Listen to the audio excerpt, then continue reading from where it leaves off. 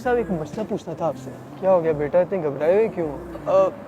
وہ مولوی صاحب میں چاہتا تو نہیں تھا لیکن ہو گیا. کیا ہوا, کھل کے بولو. میں نے اسے ہسپتال پہنچا دیا. مجھے کچھ سمجھ نہیں آیا کیونکہ مجھے اس پہ ترس آ گیا تھا. کسے ہسپتال پہنچا دیا؟ میں اپنے پڑوسی کو. تو یہ تو بہت اچھی بات ہے, لیکن اس میں گھبرانے والی کیا بات ہے؟ لیکن مولوی صاحب وہ تو شیعہ ہے اور ہم نے اپنے مولوی سے وعدہ کیا تھا ہم کسی شیعہ کی مدد نہیں کریں گے. لیکن میں جا رہا تھا, میں نے دیکھا تو اس کو کسی گاڑی نے ٹکر مار دی, تو مجھ سے دیکھا نہیں گیا تو میں نے اس کی مدد کر دی. یہ تو بہت اچھی بات ہے, ظاہر سی بات ہے, کسی انسان کی مدد کرنا یہ تو ثواب کا کام ہے. لیکن وہ تو شیعہ تھا. تو کیا شیعہ انسان نہیں ہوتے؟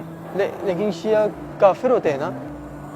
اول بات تو یہ کہ بیٹا شیعہ کافر نہیں ہوتے, اور اگر مان بھی لیا جائے کہ وہ کافر ہیں تو انسان ہونے کے ناطے کیا ہم ان کی مدد نہیں کر سکتے؟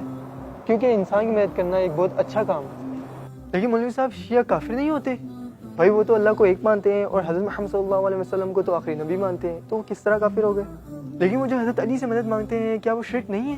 اول بات تو یہ کہ یہ باتیں جو ہیں دین کے دشمنوں نے پھیلائی ہیں, اور ہمیں چاہیے کہ ہم دوسرے مسلمانوں کے عقائد کو بھی سمجھیں.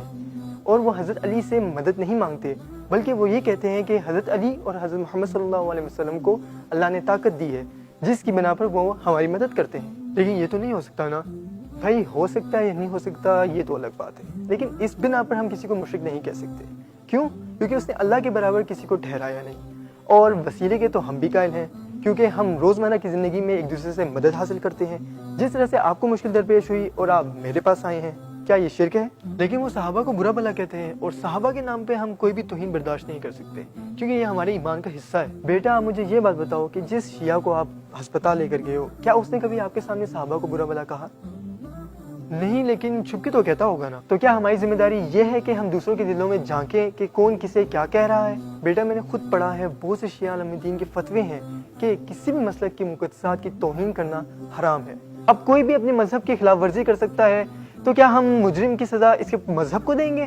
اور یہ بات آپ بھی جانتے ہیں کہ ہر گروہ میں اچھے برے افراد دونوں پائے جاتے ہیں. کم از کم یہ تو ہے کہ وہ خلفاء کو نہیں مانتے. بیٹا پھر بھی اس سے یہ ثابت نہیں ہوتا کہ وہ کافر ہیں. کیوں؟ کیونکہ حضرت محمد صلی اللہ علیہ وسلم کے وصال کے بعد دو گروہ بنے, جن میں سے ایک وہ ہیں کہ جو کہتے ہیں کہ حضرت محمد صلی اللہ علیہ وسلم کے بعد صحابہ کرام نے اپنے اندر سے خلیفہ چنا, اور دوسرے وہ ہیں جو کہتے ہیں کہ آقا صلی اللہ علیہ وآلہ وسلم نے اپنے بعد حضرت علی کو امام بنایا.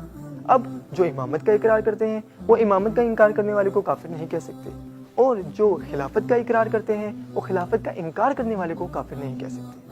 اور اگر کوئی ایسا کرے تو نعوذ باللہ وہ آقا صلی اللہ علیہ وسلم پر جو ایمان ہے اس کو نظر انداز کر دے گا, اور آقا صلی اللہ علیہ وسلم پر جو ایمان رکھتا ہے اس کو کافر کہنے سے اللہ سے ڈرو. یہ تو میں نے سوچا ہی نہیں تھا. سارا مسئلہ یہی ہے کہ ہم سوچتے نہیں ہیں.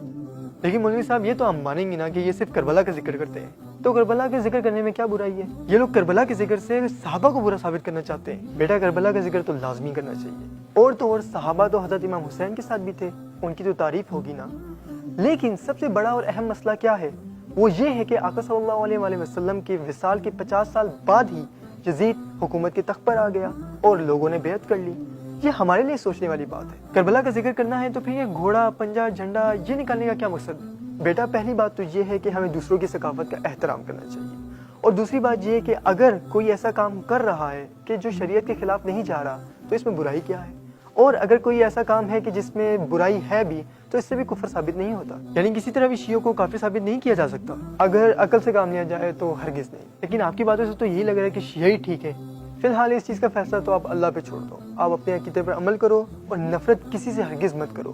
مولوی صاحب میں نے تو اپنی ساری زندگی نفرت میں ہی گزار دی. پتہ نہیں کون سی نیکی ایسی تھی کہ جس کی وجہ سے میری آپ سے ملاقات ہوئی, ورنہ میں اپنی ساری باقی زندگی بھی نفرت اور جھگڑے میں گزار دیتا. یہ نیکی یقیناً اس بیچارے مسلمان بھائی کو ہسپتال لانا ہے جس کی وجہ سے تم میرے پاس آئے.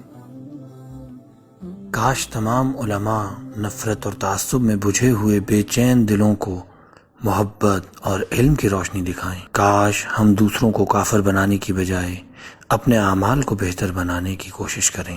دھیان رہے کہیں ہم نفرت میں حد سے ہی نہ بڑھ جائیں.